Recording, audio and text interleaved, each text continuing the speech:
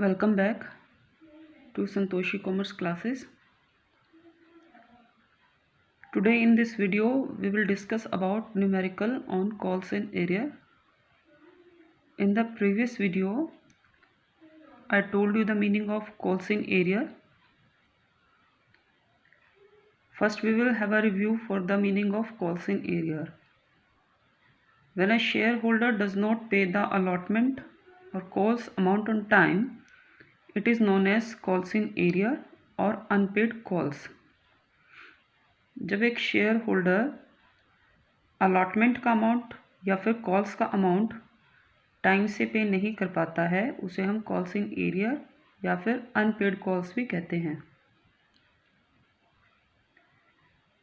अब जो हम आगे न्यूमेरिकल करेंगे उसमें आपको कॉल्स इन एरियर पर इंटरेस्ट चार्ज करने की रेट गिवन होगी, लेकिन अगर ये रेट न्यूमेरिकल में गिवन नहीं होगी then we will charge it according to table F, and according to table F rate of interest should not be more than 10% per annum on calls in arrear. Table F के according rate of interest calls in arrear पर 10% per annum means per year. 10% per year से ज़्यादा नहीं हो सकता है।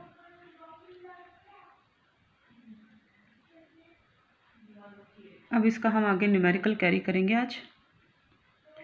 तो सबसे पहले इसका एक न्यूमेरिकल स्टडी कर लेते हैं। Garg limited decided to issue 1 lakh shares of ₹10 each. Garg limited ने डिसाइड किया कि शेयर्स इशू करेंगे। 1 लाख शेयर्स हैं और एक शेयर ₹10 का है।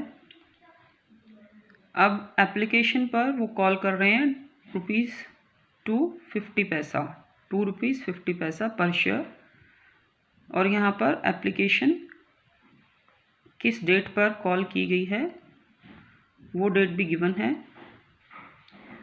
इस क्वेश्चन में डेट इसलिए गिवन है ताकि हम interest on calls in arrear find out कर सकें। ऑन एप्लीकेशन ₹2.50 पर शेयर, और एप्लीकेशन कॉल की गई है 1 मई 2010 को। अलॉटमेंट ₹2.50 पर शेयर, और अलॉटमेंट आफ्टर 2 मंथ्स कॉल की गई है, एप्लीकेशन के 2 मंथ्स आफ्टर, यानी कि 1 जुलाई को कॉल की गई है। All shares were subscribed by the public and allotted by the company on time, and allotment money is received in full. Company ने 1 लाख शेयर्स इशू किए और 1 लाख शेयर्स पर ही एप्लीकेशंस आ गई पब्लिक के through, and allotted by the company, और public ने सारे shares full shares allot कर दिए पब्लिक को on time, and allotment money is received in full.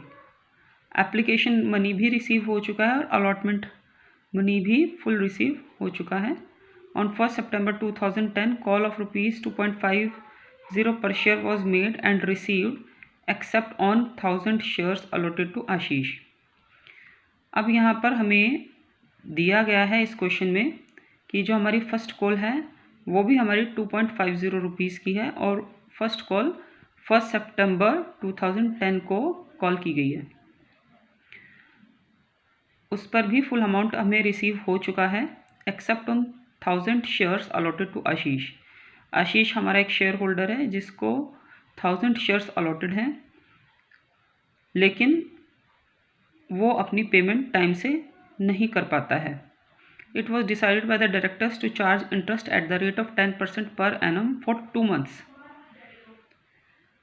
Directors ये डिसाइड करते हैं कि आशीष से 2 मंथ्स के लिए 10% पर एनम के अकॉर्डिंग जितना अमाउंट उसने पे नहीं किया है उस पर उससे इंटरेस्ट चार्ज करें। Why so? Because he has paid the call money after 2 months, क्योंकि उसने कॉल मनी 2 मंथ्स के बाद पे कर दिया है।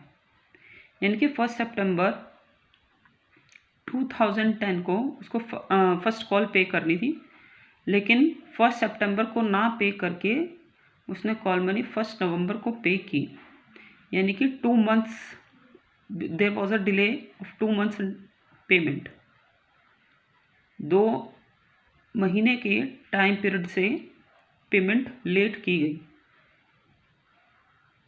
तो कंपनी उस 2 महीने के टाइम पीरियड के लिए आशीष से उतनी अमाउंट के लिए जो वो पे नहीं कर पाया है उसके लिए इंटरेस्ट चार्ज करेगी। यानी कि कंपनी 1000 शेयर होल्डर्स थे आशीष के पास और 2.5 रुपीज़ की हमारी फर्स्ट कॉल थी, यानी कि 1000 multiply by 2.5 2500 share 2500 rupees 2500 rupees पर फर्म 10% के हिसाब से और 2 months के लिए इंटरेस्ट चार्ज करेगी आशीष से। अब हम इस प्रैक्टिकल प्रॉब्लम को करना स्टार्ट करेंगे। देखते हैं, क्वेश्चन भी हम रखते हैं सामने और सॉल्यूशन भी। यहाँ पर देखते हैं, सबसे पहले हमारे पास एप्लीकेशन थी 2.50 रुपीज़ की और हमारे पास शेयर्स थे 1 लाख। तो एप्लीकेशन मनी हमारी कितने की हुई? Wait a minute. हमारे पास 1 लाख शेयर्स थे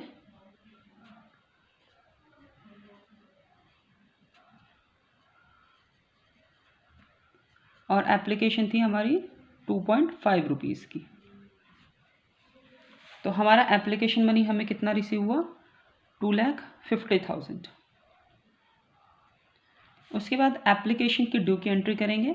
share application account debit to share capital, same 1 lakh shares multiply by ₹2.5 that is 2,50,000 rupees 2,50,000। Next उसके बाद हमारी थी अलॉटमेंट थी हमारी 2.50 पर शेयर की, लेकिन आफ्टर 2 months यानी कि 1 जुलाई को करेंगे ये हम अलॉटमेंट। तो यहाँ पर रहेगा हमारा 1 जुलाई को हम अलॉटमेंट करेंगे। ड्यू की entry, share allotment account debit to share capital 2,50,000 and 2,50,000। फिर इसके रिसीव की एंट्री करेंगे, क्योंकि क्वेश्चन में अभी हमने देखा था कि एप्लीकेशन और अलॉटमेंट मनी हमें फुल रिसीव हो गया था। तो bank account debit to share allotment account 2,50,000। उसके बाद अभी हमने क्वेश्चन में रीड किया था, on 1 September 2010 call of rupees first call on 1 September 2010 call of rupees 2.50 per share was made and received except on 1000 shares allotted to आशीष। यानी कि हमें 1 लाख शेयर्स पे हमने अमाउंट कॉल की, लेकिन उसमें से 1000 शेयर्स का एक शेयर होल्डर ऐसा है जिसने 1000 शेयर्स पर हमें पेमेंट नहीं की। तो सबसे पहले हम फर्स्ट कॉल की ड्यू की एंट्री करेंगे और स्टूडेंट्स इस बात को अच्छे से ध्यान रखेंगे आगे आने वाले हर क्वेश्चन के लिए, हर न्यूमेरिकल के लिए, कि जब भी ड्यू की एंट्री की जाती है वो ऑलवेज फुल अमाउंट से की जाती है। जो 1000 शेयर्स पर हमें इंस्टॉलमेंट या फिर अमाउंट रिसीव नहीं हुआ है, वो नॉन रिसीविंग की एंट्री जो है वो रिसीविंग के टाइम पर दिखाएंगे। ड्यू की एंट्री ऑलवेज फुल अमाउंट से ही की जाती है। ये आप पॉइंट्स टू रिमेंबर में नोट डाउन करेंगे कि ड्यू की एंट्री ऑलवेज फुल अमाउंट से ही की जाती है। जो हमें अमाउंट रिसीव नहीं हुई है उसकी नॉन रिसीविंग की एंट्री हम कॉल्स की अमाउंट रिसीव करने के टाइम पर शो करेंगे। तो उसके बाद अब हम 1 सितंबर को ड्यू की एंट्री करेंगे। Share first call account debit to share capital account 1 lakh हमारे शेयर्स थे और 2.5 की हमारी फर्स्ट कॉल थी, यानी कि 2,50,000। उसके बाद अब हम ये केस ले रहे हैं, मैंने आपको पिछली वीडियो में बताया था कि हम जब भी कॉल्स इन एरियर का क्वेश्चन करते हैं तो उसको हम 2 वेज से कर सकते हैं, when calls in arrear account is open and when calls in arrear account is not open. तो ये क्वेश्चन हम कर रहे हैं when calls in arrear account is opened के फॉर्म में। अब देखेंगे, bank account debit, calls in arrear account debit to share first call account. अब calls in arrear account debit में क्यों आया? क्योंकि कॉल्स इन एरियर जो है वो हम फर्म को एक तरह का लॉस है, और जितने भी एक्सपेंसेस और लॉसेस होते हैं वो डेबिट साइड में शो किए जाते हैं। That's why calls in arrear is shown in debit है। अब यहाँ पर अमाउंट हम कैसे शो करेंगे? यहाँ पे हम शो करेंगे, हमारे 1 लाख शेयर्स थे, उसमें से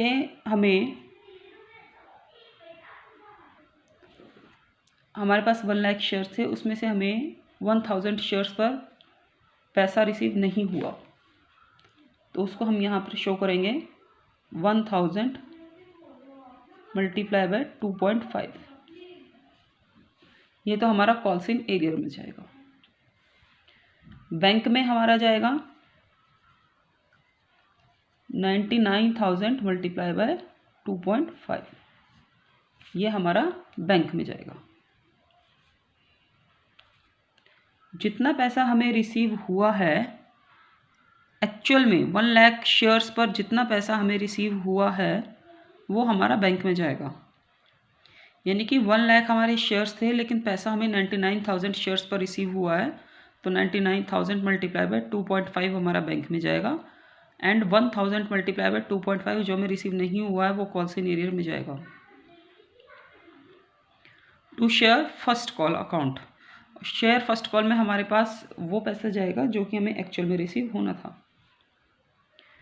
उसके बाद हमें क्वेश्चन में दिया गया है कि आशीष हमें 2 मंथ्स के बाद जो वो पेमेंट नहीं कर पाता है 2500 की फर्स्ट कॉल की, वो हमें 2 मंथ्स के बाद वो हमें पेमेंट कर रहा है। अगर वो हमें 2 मंथ से पेमेंट डिले कर रहा है तो फर्म भी उससे सिर्फ 2 मंथ का ही इंटरेस्ट चार्ज करेगी and not more than that. और क्वेश्चन में ये हमें गिवन भी है कि 10% से उस पर इंटरेस्ट चार्ज किया जा रहा है पर एनम के हिसाब से। तो हम अब ये देखते हैं कि इंटरेस्ट के लिए कैलकुलेशन कैसे की जाती है। हम वर्किंग नोट्स में देखेंगे।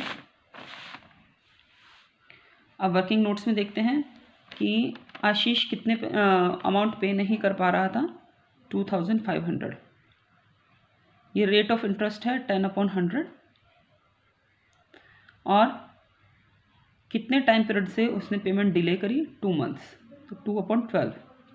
इसको अगर हम कटिंग करते हैं, सॉल्व करते हैं, कैलकुलेशन करते हैं, तो आंसर हमारा आता है ₹41.67, यानी कि 41.67 एज एन इंटरेस्ट चार्ज किया जाएगा आशीष से।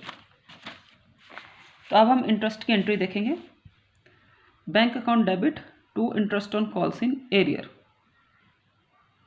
41.67। अब यहाँ पर कॉल्स इन एरियर पर अगर हम फर्म इंटरेस्ट चार्ज कर रही है, अगर फर्म कॉल्स इन एरियर पर इंटरेस्ट चार्ज कर रही है तो फर्म को पैसा रिसीव हो रहा है, और अगर फर्म को पैसा रिसीव हो रहा है तो यहाँ पर हम कैश को भी डेबिट कर सकते हैं और बैंक को भी डेबिट कर सकते हैं। लेकिन ऐसा पैसा हमारे पास कैश में नहीं आता है, क्योंकि share holders all over country होते हैं हमारे पास, तो वो हमें कैश में पेमेंट नहीं कर सकते हैं। तो यहाँ पर हम बैंक को डेबिट करते हैं, because bank is an organisation and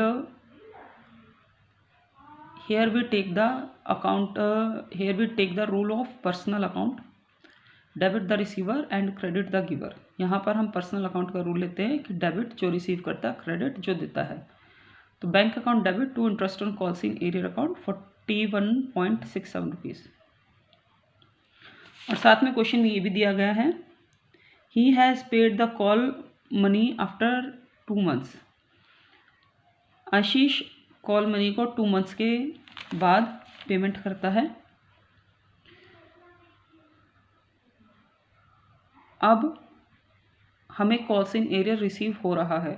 जब हमें कॉल्स इन एरियर रिसीव नहीं हो रहा था तब कॉल्स इन एरियर हमारा एक तरह का लॉस था, एक तरह का एक्सपेंस था।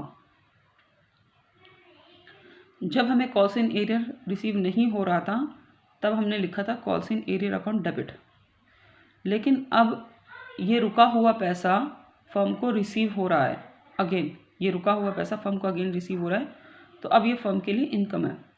और जैसे ही फर्म के लिए इनकम हो जाएगी तो हम यहाँ पर नॉमिनल अकाउंट का रूल लगाएंगे, debit all expenses and losses, credit all income and gains. तो जैसे ही फर्म के लिए इनकम हो जाएगी तो कॉल्स इन एरियर हमारा क्रेडिट में आ जाएगा। और बैंक के थ्रू हमें पैसा रिसीव हो रहा है तो यहाँ पर ये भी 1 नवंबर को ही एंट्री की जाएगी, यहाँ पर सेम 1 नवंबर, क्योंकि 1 नवंबर को ही हमें पैसा रिसीव हो रहा है यहाँ पर। तो लिखेंगे bank account debit to calls in arrears account 2500। I hope ये आपको क्वेश्चन आज क्लियर हो गया होगा। अब नेक्स्ट वीडियो में हम डिस्कस करेंगे कॉल्स इन एडवांस।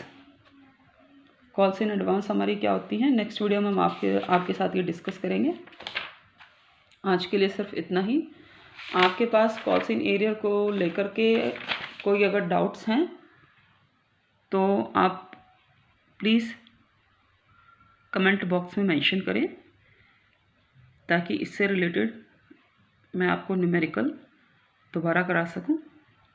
और अगर आपको ये वीडियो अच्छी लगी है then please like, subscribe and share and press the bell icon for the further updates and keep on motivating me. Thank you for watching my video.